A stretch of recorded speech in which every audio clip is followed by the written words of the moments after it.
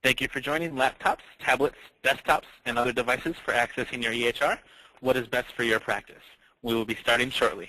We will wait a few more minutes for others to join us.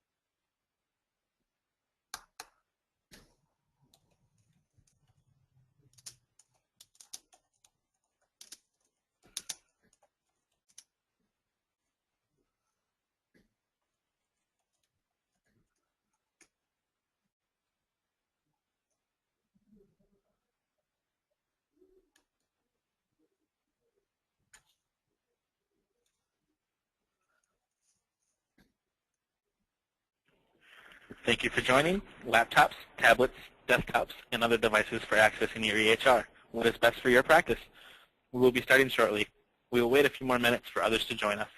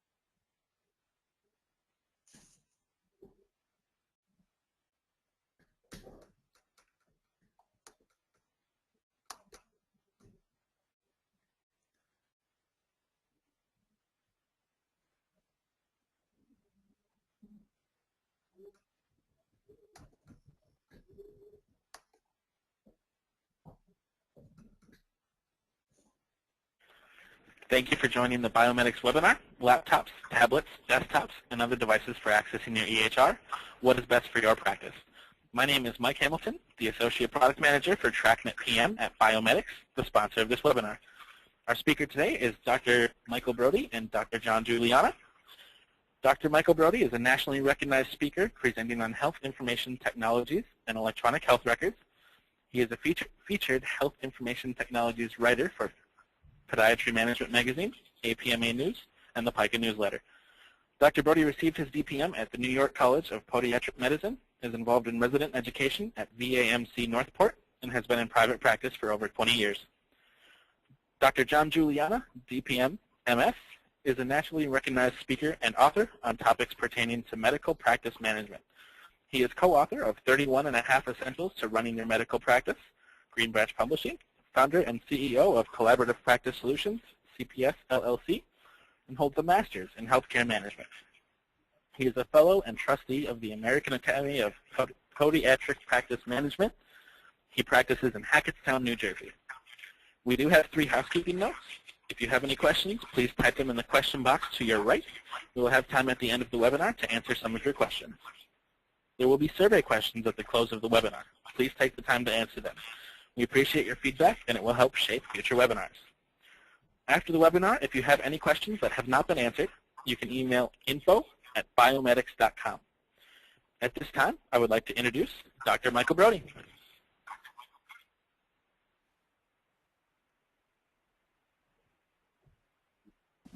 Thank you very much. Thank you very much. We're going to talk a little bit about what types of devices you want to use in your practice when setting it up in order to have the best experience, which means really the best workflow, the easiest way to do things, and how you can decide or how you can attempt to decide what might be best for you. And if I had mouse control, it would work a lot better. Thank you. Okay. Now, when deciding which devices to use, there are lots and lots of wrong answers, and the right answer is really hard to find because it's really a matter of trial and error. You try things and you might like it, you might not, and the way to do it is to talk to people, ask them what they're doing, maybe walk into a colleague's office, see how they do it, and get a feel for their workflow, because everybody is different. Everyone has a different style. Everyone has a different method, and what works well for you may not work well for the person who you work with.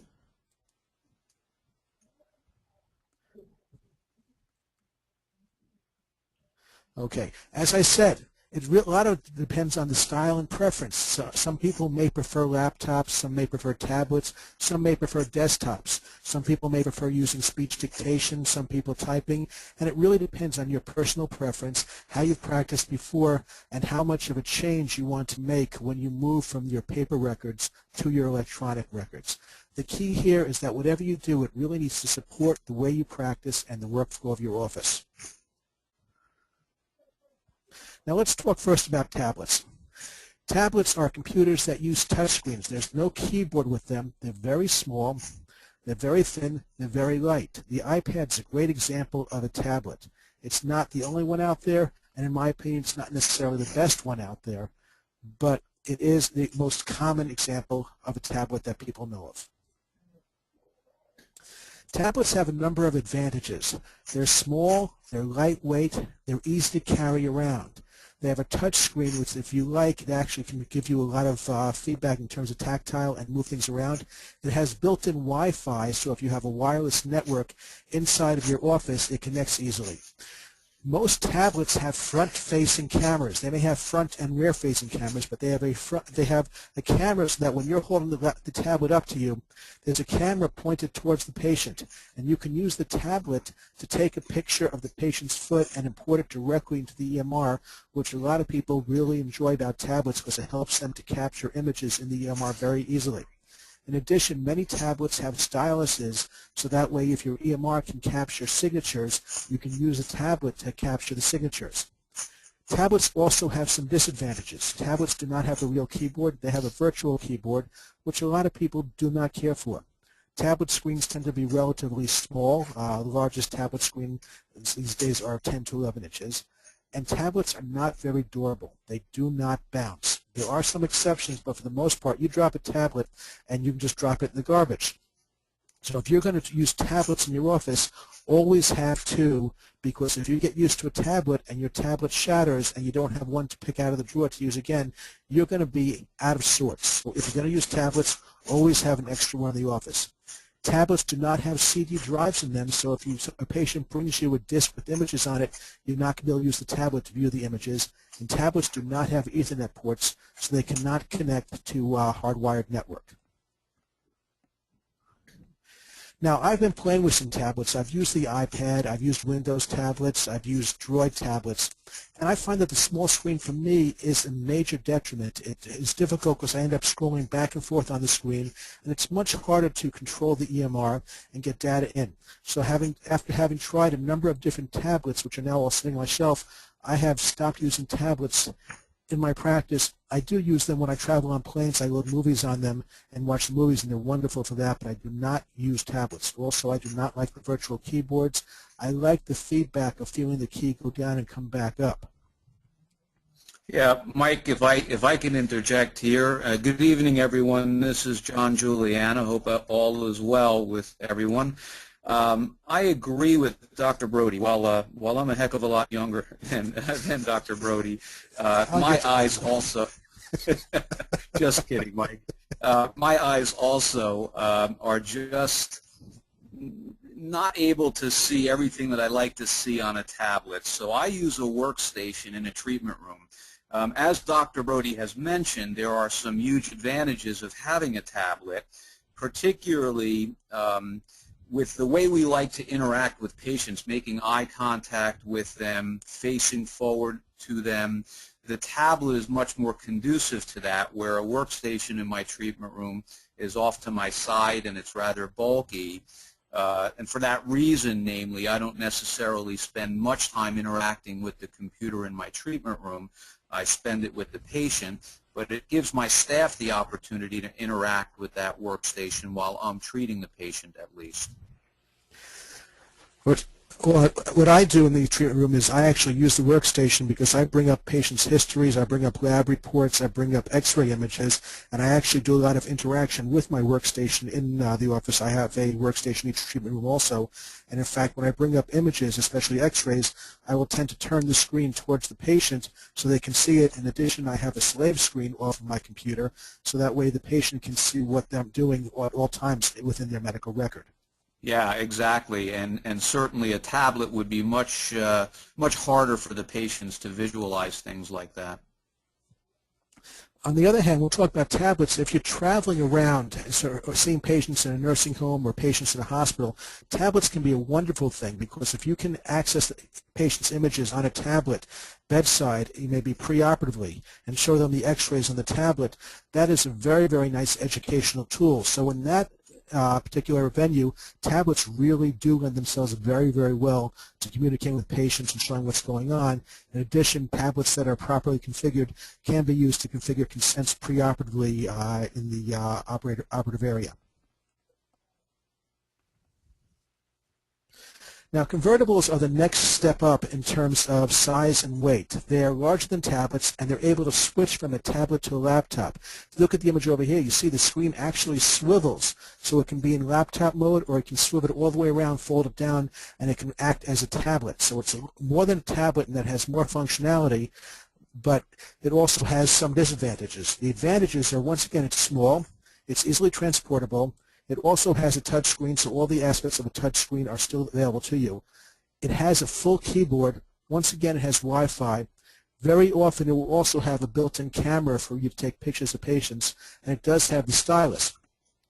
On the other hand, because it's larger than a tablet, it's heavier than a tablet, and it's a little more durable. But once again, they do not bounce. So if you're going to use a convertible and carry it around, keep an extra one in your office. Convertibles also usually do not have a CD drive. There's an exception. The Panasonic Toughbook convertibles do have CD drives, but those tend to cost 3 to 4 times as much as the other tablets out there. And many of the tablets don't have Ethernet ports. I think tablets are a great option if you want something small. I think it's better off than convertibles are a great option. I think they're a better option than a tablet because the keyboard allows you to enter information more easily. The virtual keyboards, I find, can be difficult to use. John? Yeah, I absolutely agree. I haven't had much experience with the convertibles, but for me that would likely be a better option than a tablet. But I do agree with you that the tablets for nursing home or other facility type use has big advantages. Next size up is a laptop, and hopefully everybody's familiar with a laptop, what they are and how they work, and they have their own set of advantages and disadvantages. Once again, they're small. They're larger than the other two, but they still are small. But you can get laptops with much larger screens. I've seen laptops available with up to 17-inch screens, and they're making very thin ones these days that really are not terribly heavy. They have a full keyboard. They're still easily transportable. They have Wi-Fi. Now you have devices that have CD and DVD drives. So if a patient walks into your office with a CD of images from their MRI, you can actually bring them up on your laptop, and a laptop has an Ethernet port. I've been in many offices where there are computers in the treatment room, and the computers in the treatment rooms actually are laptops and not desktop computers, which is a lot easier in terms of space to set up in the office and in the treatment area, and gives the doctor the ability to pick it up and leave and go someplace with it if they have to. So it really gives a lot of flexibility using these if you're going to use computers in your treatment rooms. The disadvantages of a laptop is you've just lost that front-facing camera that allows you to take images of the patient's foot and import it directly into the EMR. Now you have to use a digital camera.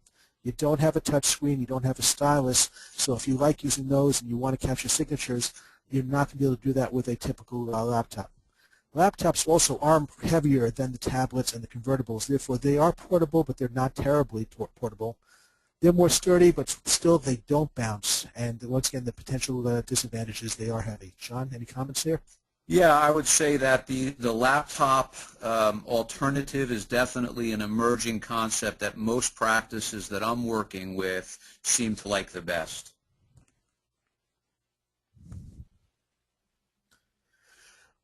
Now, here's a way you can actually use a laptop in the office and get some even additional functionality to it. Now, it's a kiosk. It's not really a computer. It's a cart that you put the computer on. Now, here you have a laptop where it's on the cart. Therefore, it's less likely to bounce. And you can actually have the printer on it. You see in the image on the right that the laptop there has the entire PadNet system on it. So you take a laptop computer, put it on a cart, bundle it with other equipment, and that way you can sit down and you have a system that you can move from room to room to room. It's semi-portable, but it also has a lot of flexibility there, and it's a very, very good option when you're using combined diagnostic tools such as the PadNet. That's precisely how most practices are using PadNet, in fact. You know, the advantage of the keyboard, you can have a much larger screen on there because it's sitting on a cart. Once again, full keyboard. It's not going to bounce as likely because that laptop is sitting on top on a tabletop. It's semi-transportable to move from room to room. It really is not going to leave your office, and it can hold printers and other devices. The disadvantages are it's only semi-portable. You're not going to take this, pick it up, and take it to the hospital with you. And kiosks, the carts themselves, can be expensive, especially as you add on more bells and whistles and features to the cart.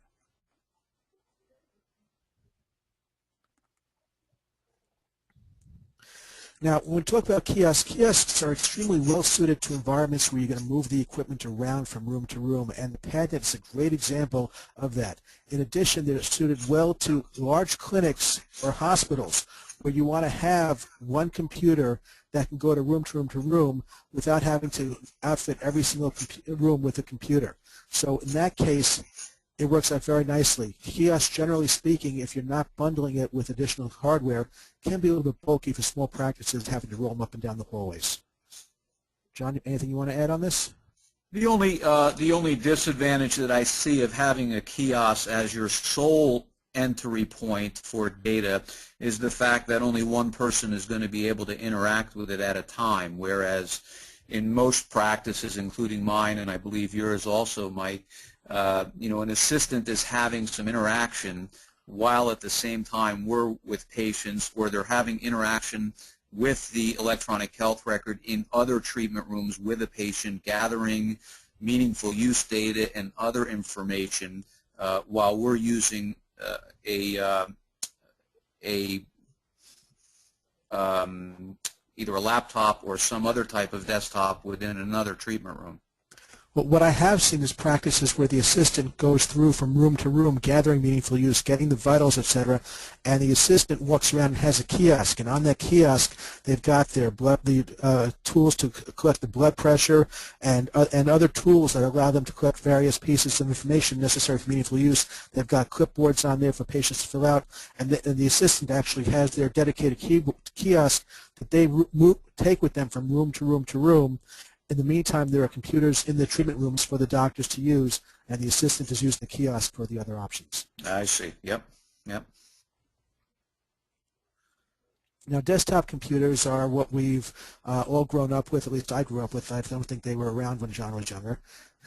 He was born in the world of tablets. But desktops are very, very nice. They are the standard computer. You've got the screen, you've got the keyboard, the mouse, and the computer. Now, desktops have their own set of advantages. Desktops can have extremely large screens. In fact, I just picked up a couple of 23-inch flat screens for one of my treatment rooms, which are very nice. In fact, desktops very often allow you to connect multiple screens and use them in a way that you really can use to your advantage, where you can mirror the screens or you can have the screen split and have functionality on each of the screens. They have full keyboards, they have Ethernet ports, and the nicest thing about a desktop is that a desktop you can upgrade. You're starting to run low on hard disk space, you can add another hard drive. You can upgrade the memory. There's a lot of room in a desktop to upgrade it, so a desktop does not become obsolete as quickly as a tablet or a convertible or a laptop, which are very difficult to upgrade because everything is built into the motherboard. Disadvantage of the desktop is it's not portable and it doesn't have a built-in battery. Now, the disadvantage of not having a built-in battery is if you're working with a device like a laptop or a tablet that has a built-in battery and you lose power in your practice, your machine is not going to go down. It's not going to stop functioning. Whereas a desktop, since it does not have a built-in battery, it doesn't have the ability to function if it doesn't have power. So whenever you have a desktop, you want to make sure that's plugged into something known as a UPS, an uninterruptible power supply, or a battery backup. So that way, if you happen to have a power surge or lose power momentarily, the computer does not shut down on you. John, any comments here? No, this is certainly my favorite way of doing things. We have a desktop in every treatment room, which which is very thin, very lightweight, but it certainly has other disadvantages, as we've talked about, where I don't really interact other than like you, Mike, looking at patient records from the past, looking at blood work, looking at X-rays, showing X-rays to the patients. I don't make the actual charting or perform the charting function in the treatment room as a result of having to turn my side to the patient. I do the charting outside of the treatment room at a different workstation. Right, that's where you and I differ slightly in our styles, because I actually will be charting as we're talking, but I can be facing the patient and I'm charting with one hand and facing the other, but I've had about 40 or 50 more years experience with keyboards, I think, so. You're a multitasker, I'm not. Yeah, I'm also a dinosaur, so. Okay, now next thing I wanted to talk about is computer placement. Where do you want to have your computers? How do you want to have them placed? And this is very important because wherever you have a computer, you're going to have to think about power outlets, Ethernet ports, the cost of the computer, so how many computers you're going to have. There are wireless considerations to consider because wireless networking is, relatively speaking, much less secure than a wired network. Also, building construction will be an issue because how is the construction? Are you going to be able to run the wires, run the Ethernet ports? In addition, certain types of building construction can interfere with wireless communications. So you need to do a site survey of your office and determine what is realistic, what can you do, are you constrained by the physical space you're in? And these are things you need to consider when trying to figure out what you're going to use in your office because you may want to do something that your building or your space simply won't support. Yeah, I think this is critically important. In fact, one of the things that we emphasize very strongly from the starting point of an electronic health record adoption is that you really do a workflow study of your practice. Really act as a patient and walk through your practice as if you were that patient and really get to see the points of interaction that your staff has and that the physicians have, and write this down, actually make a flow map of the practice with all of the points of interaction, and it's going to give you a very insightful look as to where you need to position these workstations and what your best options are going to be.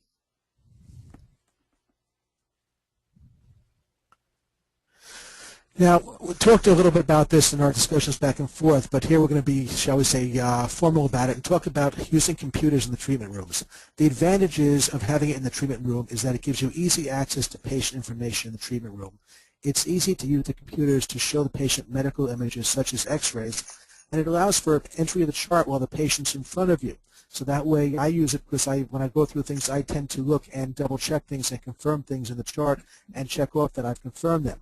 The disadvantage is that computers do take up valuable space in that treatment room, and that space in the treatment room is Very, very important, because you want to use that space for things that are going to treat the patient, and the computer really is not treating the patient.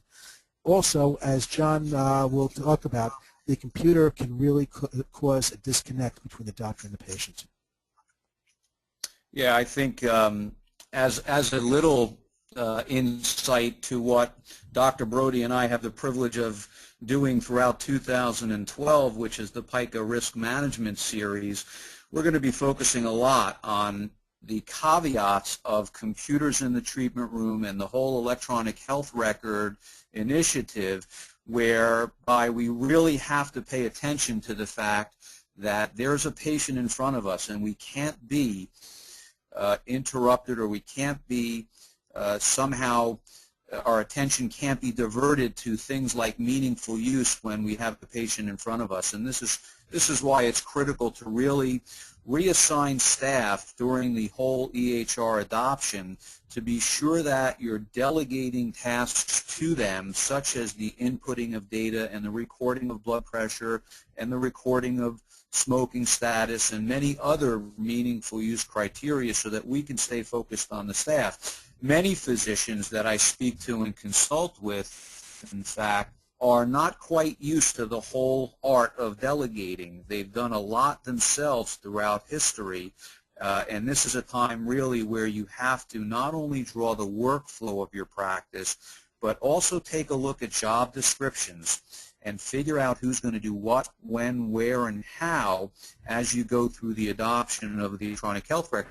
Or even if you're using it actively already, it's time to perhaps redesign the way that you've done things for many years to make this more efficient, and to be sure that no matter what alternative you're using it in a manner that's not going to interfere with the real or the perceptual care that you give to the patient.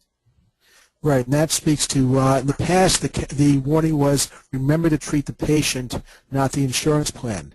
Now you have to say, remember that you are treating the patient, you are not treating the computer, and your focus really needs to be on the patient. The computer is nothing but a tool that you're going to use, but your focus needs to remain with the patient. Okay, we've gone over a lot of issues that can possibly come up with setting up your computers in your office, and John and I have shared some of our experiences in our offices, but that gives you the experience of two offices. We both have the opportunity to walk into many other doctors' offices and see what they do, but hoping maybe you could share what your experiences were. So if you have any interesting experiences or issues that have come up, please type a question in, so that way we can see type it in the question box so we can see what's going on, and we can discuss the issues that you have had with computers in your office. And Melody, do we have an opportunity to do some polling here to see what our 35 attendees are doing? Why, yes, we do. We can go ahead and start with the first one. I'm going to go ahead and launch this poll. Do you prefer tablets, laptops, or desktops?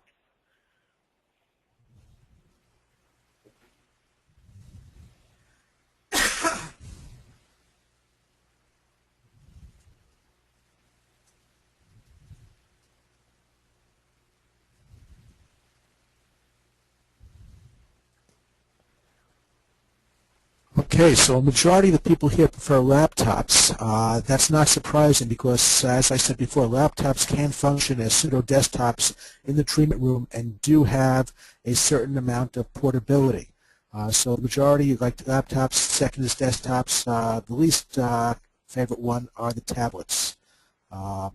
Can anyone who has had a tablet and doesn't like it tell us why they did not like that tablet?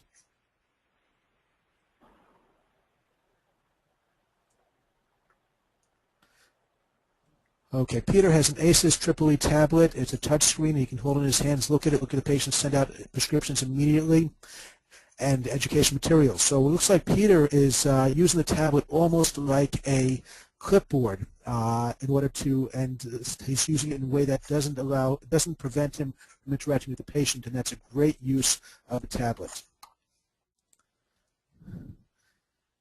And let's see, Susan uses an ACES tablet in a protective sleeve with a separate remote keyboard in each treatment room, and that's working very well. Well, that solves the problem of the keyboard issue, and if that's working well for you, that's great, and that's something people may want to try. Susan, do you ever move the tablet, or is it basically a stationary device? I'd like to know that. In the meantime, Kevin has a question. How do you transfer data from the iPad to the server? Well, typically when you're using an iPad or a tablet, you actually are working directly on the server through something known as a remote desktop connection or terminal services. So the tablet, you're actually using it as a window to connect to the server, and there's no computing actually being done on the tablet. You're really using a wireless connection to the server and doing all your computing actually on the server. And Susan said that she moves the tablet as needed from one place to another, so she uses it in a portable manner, even though she has it in a protective sleeve and the remote keyboard. Anybody else want to share their experiences with tablets? If not, we could bring up the second polling question, Melody.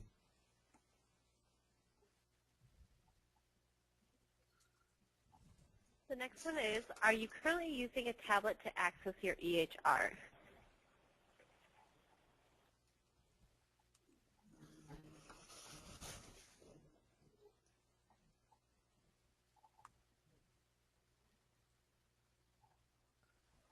Okay, once again, the minority of people are using tablets, only 29%. Most people are not using tablets.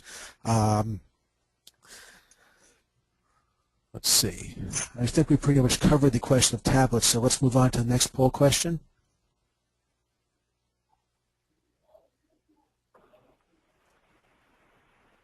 Next we have, are you currently using a desktop to access your EHR?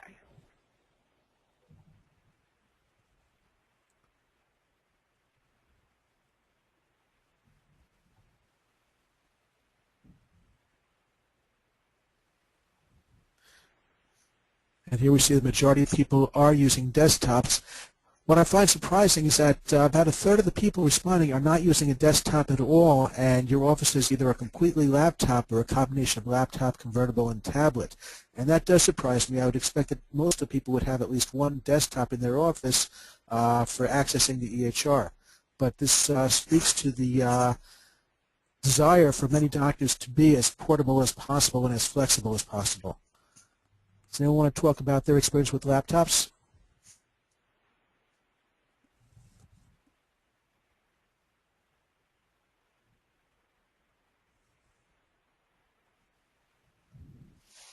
Okay. Has anybody here ever had a problem where they dropped their laptop, tablet, or convertible computer and it broke and they suddenly were without it and had to go to a backup system? Because that, for me, is one of the major concerns of portable computing.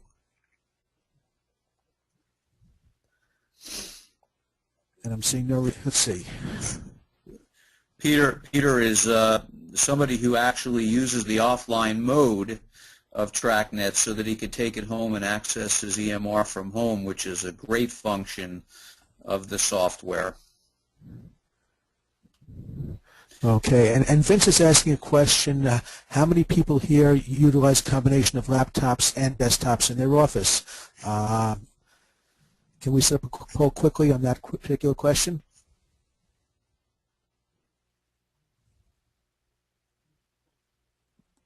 Can't actually pull on that question per se, but we can always do the next one about how many are currently using laptops to access their EHR to find out. Okay, yep. or we can ask everyone who is using both tablets and laptops in their office to simply raise their hand using the feature in the control panel. Yeah, let's do the next poll, Melody. That'll give us an idea of comparison to the desktop.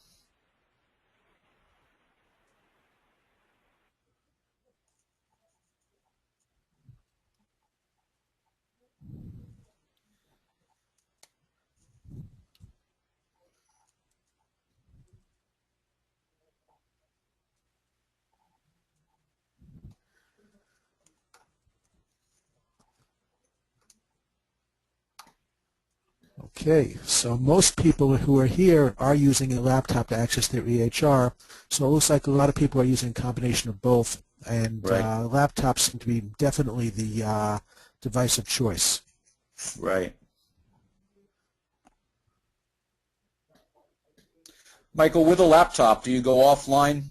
With a tablet, do you go offline in a similar way that you use a laptop offline? Well, for me, I really don't per se go offline because my laptop has Wi-Fi and I have a 4G connection. So whenever I want to connect, I don't have to be in offline mode. I simply use my Verizon wireless modem, and I actually go through remote desktop connection and connect directly. Right. So I really never truly work in offline mode because I've got my devices configured that I'm always, shall we say, connected. Yeah, I'm the same way. I log right into my server at the office.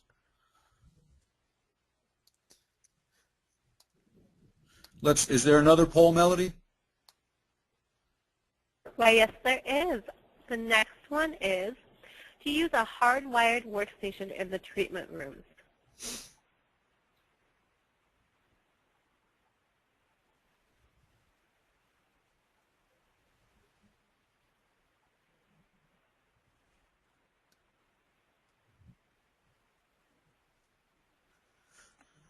Okay, most people are not using hardwired workstations in their treatment rooms, and this is an answer that leaves me slightly uneasy because earlier in the lecture I mentioned that wireless networks are inherently much less secure than a wired network, and I would encourage everyone who's using their workstations in the treatment rooms to look at running Ethernet wires into your treatment rooms. In addition, if you're a PICA policyholder, there's a lecture up in PICA about wireless security and how to make sure your routers are properly configured, because this is a great way for people to break into your networks. I am definitely not a fan of wired networks, and when I redid my office, I had an electrician come in, and I have 2 Ethernet ports in every single treatment area, so that way I never have to use a wireless connection in my office. They concern me significantly in terms of HIPAA security.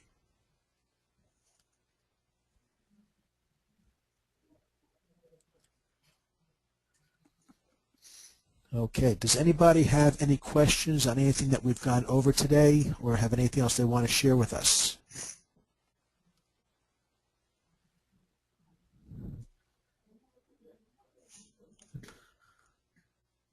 John, do you have anything additional to add? Because I think I've covered everything I need to and want to tonight. Nope, I think that was very comprehensive, and I think the polling gave everybody some great insight on how their peers are using the software and the combination of hardwares. I don't see any more questions coming in, so we'll turn it over. Oh, wait a minute. Yep, there's a question, Mike. Is there a recommend? Go ahead. Is there a recommended tablet brand model? Well, that really, once again, depends on your personal preference. And so when you come to tablets, you have 3 major operating systems available to you. You have the Apple, you've got Android models, and you've got Windows tablets. Windows tablets right now I would avoid because Windows requires a heck of a lot of power, and therefore the tablets running Windows tend to be very, very slow and difficult to work with. So for at the moment, I would avoid Windows tablets, though Fujitsu has just come out with a couple of nice ones, but they're relatively new and not battle tested, so we don't know how durable they are. So for the moment, I think you're better off using an Android or an iPad device and using terminal services or connecting directly through the app for TrackNet. But I don't think Windows tablets are a good way to go at the moment. John, are iPads compatible with TrackNet? You want to take that one? Yes, they are. I would definitely contact your BioMedix support team for that to be sure that you're up to the proper requirements, but I do know people using iPads.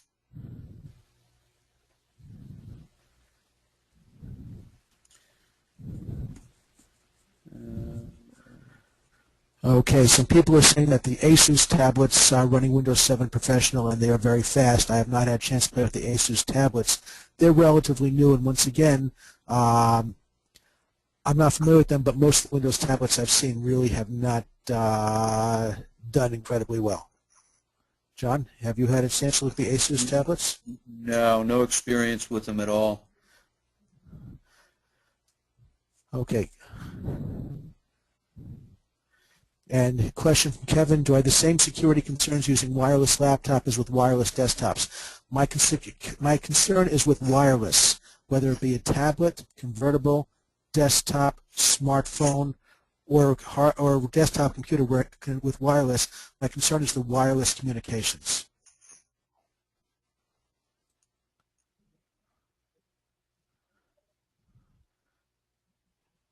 Any other questions? Type them right in. Okay, once again, someone's asking if iPads are compatible with the DPM edition of TrackNet, and yes, they are.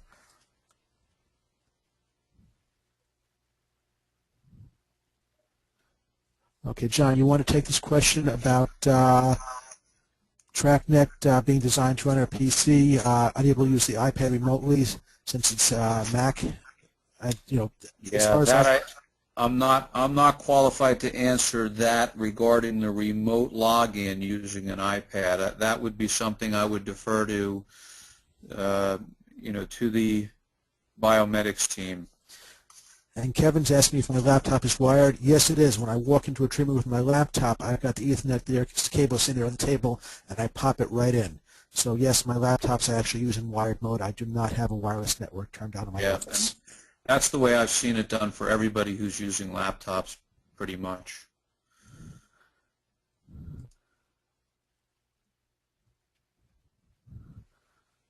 Okay, let's see.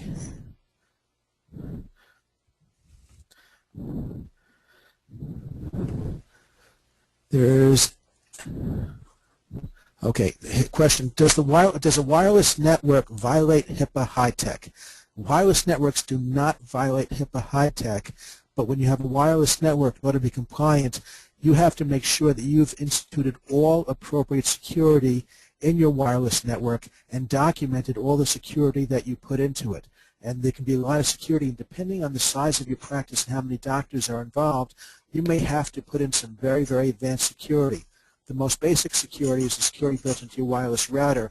Then you have intrusion detection and protection devices that you may have to have on the system, depending on how many doctors you have, because a good intrusion protection device costs about $5,000, has to be configured. If you have an office of 3 or 4 doctors, then it's reasonable to go through that expense, and you'd be expected to do so. In addition, you can increase your security by adding in radius servers. So if you're going to use wireless and you have a practice of more than 3 or 4 doctors, you have to make sure you're using security above and beyond what's available just in the wireless router. Okay, John, are you collecting electronic signatures using? You use a tablet, or you said you don't use a tablet? No, I don't. I use a workstation, a regular desktop in every treatment room. Okay. Okay, question, are we using digital x-rays, and what system can you recommend? John, do you have digital x-rays in your office? I do. I have 20/20 imaging, which integrates with TrackNet. It's on a separate server, and each patient's chart has the capability of letting me view the x-rays right through the patient's chart because it's fully integratable with TrackNet. Okay, I also have digital imaging, but I have the Air Techniques All Pro system, which currently is not integrated with TrackNet, and so I have to send files back and forth. But I prefer that because it uses the same style plates that I'm used to. So if I need to take a picture of a patient in the treatment chair, it's a lot easier to, shall we say, move the x-ray machine and take pictures of patients who are either in treatment chairs or preoperatively, etc., and it's much more flexible. So I'm living with the disadvantage of that it's not fully integrated for that flexibility.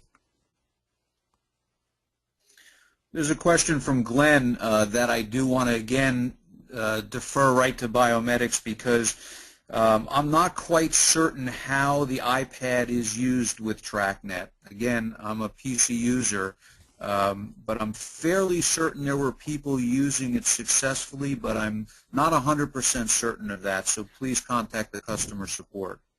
When I played with the iPad and with TrackNet, I opened up a terminal services window. I downloaded a application that does terminal services and actually connected to a workstation. So I basically used the iPad to control a workstation and wirelessly use terminal services to control a workstation to operate TrackNet. TrackNet was not running on the iPad.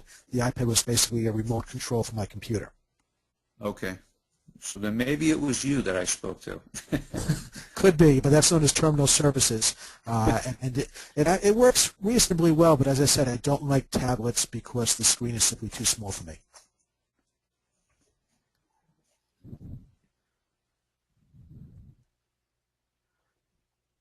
Okay, will TrackNet accept a digital signature from a signature pad connected to the PC?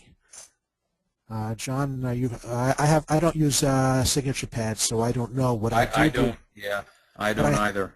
What I have done is I've used the tablets to collect a digital signature, saved it as an image, and attached it as an image to the chart. But I have not used signature pads. And I've done the exact same thing as you, Mike.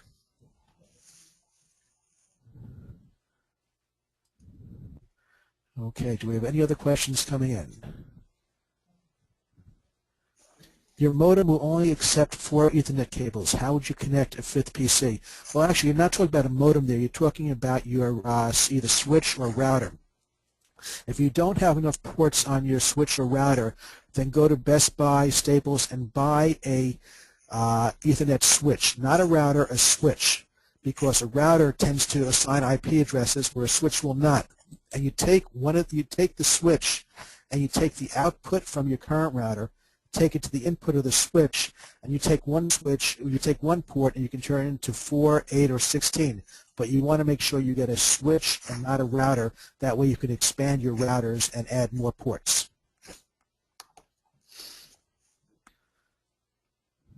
We have a question from Patricia asking if anybody here is using a signature pad who's listening. If anyone's using a signature pad, if they could give us some feedback on how that's working.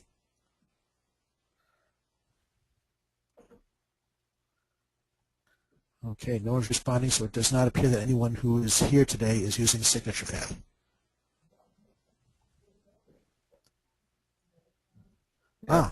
Mark Green.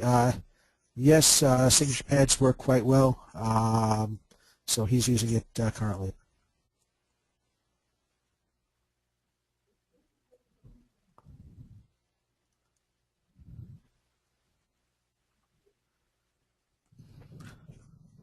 Okay, well, thank you, everyone. I'd like to thank everyone for attending. And actually, Patricia asked which signature pad. Patricia, there are lots of signature pads out there. The most common brand I've seen is Topaz. Mark, which brand are you using?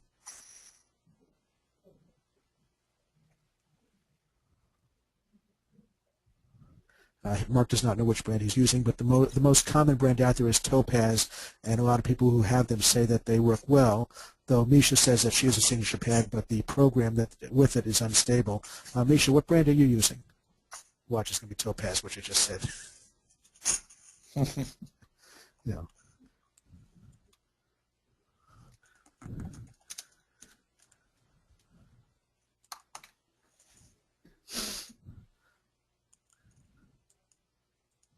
Okay. Well, we're not getting a response there. But once again, you're not sure, but it's in the VA system. The VAs do not use Topaz devices.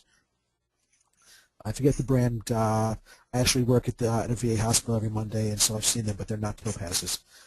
Okay, once again, I'd like to thank everyone for attending. Hopefully you learned a little bit today. If you have any questions concerning this lecture, please send an email to BioMedix, and Mike will be glad to give the information. And John and I will get the question. We'll get back to you as soon as possible.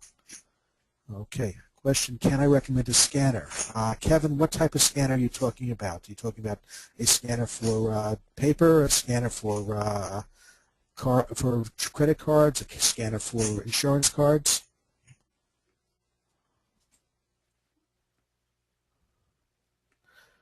Paper labs, etc. Okay, John, do you have a scanner in your office for scanning papers? We do, and I knew you were going to ask me that because now I'm drawing a blank. We have a very good high-speed scanner that's capable of doing many pages very fast. I will definitely give the information to BioMedix, and in fact, they recommended this one to me, and for the life of me, I can't think of the brand of it. But we scan everything. We scan our labs. We scan everything into the patient's chart. Okay, what I have is I've got a Canage image class. It's a multifunction machine. It does scanning, it does copying, it does duplex printing. It's not terribly fast, but it works fairly well. I had it since before all this new EMR stuff, and I've actually used it and had my secretary scan in every single chart for all my patients, so I'm totally digital. I have no patient charts left. And it's been a very nice little workhorse.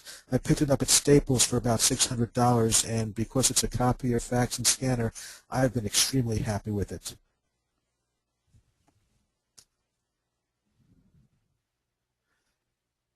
And John, Susan saying that BioMedix recommended the Fujitsu scanner. Is that the one that you have? I think that is it. Yes. Thank you, Susan.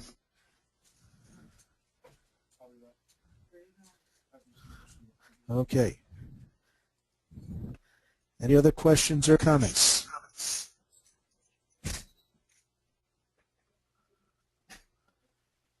Okay. Well, with that being it, I'd like to call this webinar a success. John, thank you for teaming with me on this. It's nice to work with younger guys every once in a while. Thank you very much, and thank you everyone for attending. Melody, do you have any closing statements? Yeah, this is actually Mike Hamilton, and I just wanted to say thank you to Dr. Brody and Dr. Juliana, and to all the attendees who joined us for laptops, tablets, desktops, and other devices for accessing your EHR. What is best for your practice? For more information about BioMedix or our products, please visit biomedix.com, call 877-854-0014, or email info@biomedix.com. For more information on upcoming webinars and trade shows, visit the events page at biomedix.com. Please remember to fill out the short survey. Your feedback is appreciated. Thank you for your time, and we are adjourned.